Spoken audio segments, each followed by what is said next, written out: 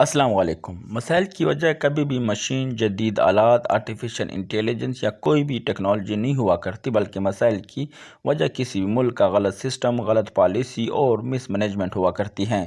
مثلاً پاکستان سے 25 کروڑ کی آبادی نہیں سنبھالی جا رہی اور چین 142 کروڑ کی آبادی کو سنبھال رہا ہے۔ چین نے 100 کروڑ چینیوں کو غربت سے نکالا۔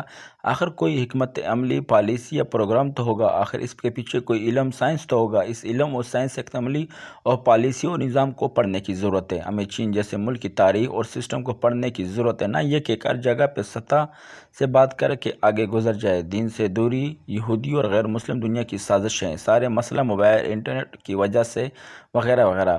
اپنا دماغ کھولے اور اسلام کے خود ساختہ اور دائرے سے باہر نکل کر پاکستانیت کے دائرے سے اوپر اٹھ کر دنیا کی ترقی یافتہ قوموں کے نظاموں کا مطالعہ کرے۔ حقیقی اسلام دماغ کھولنے، سوچ کا دائرہ وسیع کرنے، چیزوں کے بارے میں ریسرچ کرنے اور ایکسپلور کرنے کی بات ہے، نہ کہ یہ کہ بس آیات اور حدیث اور کتابوں کو پس رٹا مار لو۔